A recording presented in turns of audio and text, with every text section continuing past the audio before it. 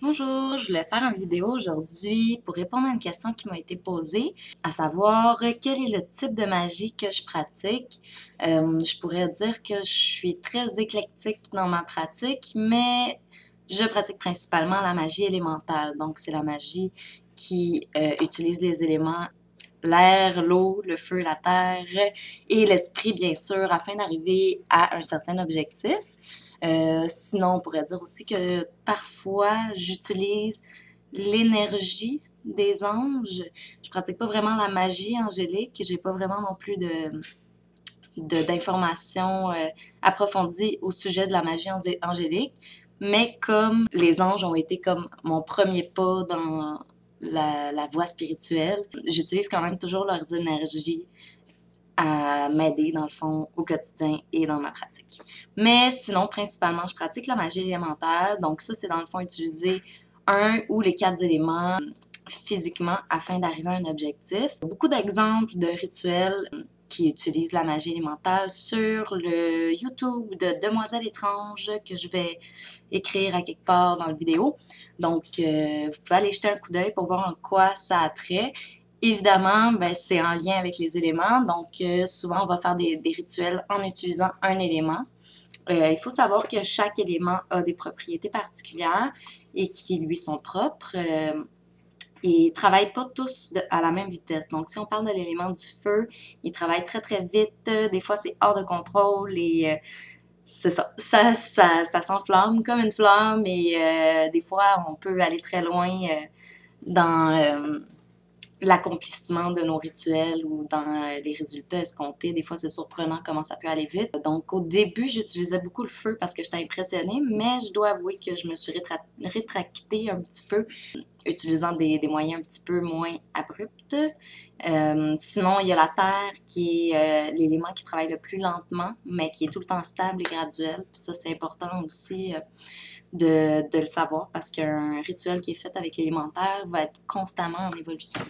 Euh, Fait que ça, c'est très intéressant. Et sinon, également, l'air et l'eau ont une vitesse de travail moyenne. Donc, ça dépend. Puis c'est ça. Dans le fond, chacun des éléments touche aussi à différentes sphères de la vie. Si on parle du feu, ben, c'est la passion, la fougue, la chaleur et toutes ces choses. L'air, ben, c'est plus l'inspiration, la créativité, je dirais la confusion, mais tu sais, c'est vraiment c'est un esprit de liberté et de surprise. L'eau, c'est les émotions, évidemment. Ça peut être très froid, ça peut être très calme, comme ça peut être très tourmenté. Donc, j'utilise l'eau personnellement plus dans les rituels reliés aux émotions. Et puis, finalement, la terre, mais c'est plus attrait de l'évolution et de être terre à terre et d'être ancré. Donc, c'est le genre de magie que je pratique. J'espère que ça a répondu à la question. C'est très bref, mais justement, c'est pas. J'ai pas envie nécessairement de partager avec vous quels sont les rituels que j'ai faits personnellement pour ma propre vie, parce que de toute façon, je crois vraiment qu'un rituel va avoir beaucoup plus de pouvoir si vous l'écrivez pour vous-même, puis si vous le pratiquez pour vous-même, puis le fait de pas le partager avant que le but soit accompli, avant que l'objectif se soit matérialisé, ben, je trouve que ça rajoute un petit peu de pouvoir au rituel parce que plus on en parle, plus ça le dilue, puis plus il y a d'autres gens qui vont amener leur pensée par rapport au rituel. Donc, ça peut vous faire bifurquer d'une certaine manière de votre objectif. Si quelqu'un dit, par exemple, moi je trouve ça ridicule, ce que tu fais, ça fait pas de sens, ça marchera jamais. Mais je trouve que ça peut un peu avoir un impact sur les résultats parce que ça va, dans le fond, enlever un peu l'impression que les rituels fonctionnent. Parce que si vous connaissez un petit peu la pratique de la magie, ben faut, un peu quand on pratique un rituel, il faut à 100% être certain que ça va arriver dans la visualisation initiale.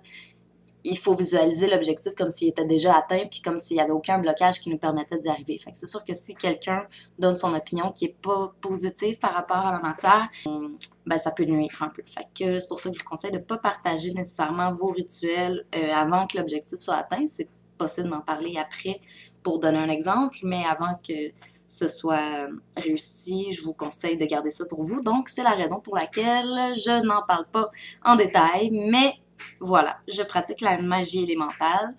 Si vous êtes intéressé à en savoir plus, mais je vous invite aussi à aller voir pas juste le YouTube de Demoiselle Étrange, que je vais poser ici sûrement, mais je vous invite aussi à aller voir le site de Demoiselle Étrange sur lequel on parle de la magie élémentale et de toutes les composantes et dans le fond, il y a un petit lexique puis des explications afin que vous en sachiez plus. J'espère que ça vous a plu. Laissez-moi vos commentaires ou vos questions si vous en avez. N'hésitez pas à vous abonner à ma chaîne si vous avez aimé les vidéos. Puis sur ce, je vous souhaite une très belle soirée. Blessed be!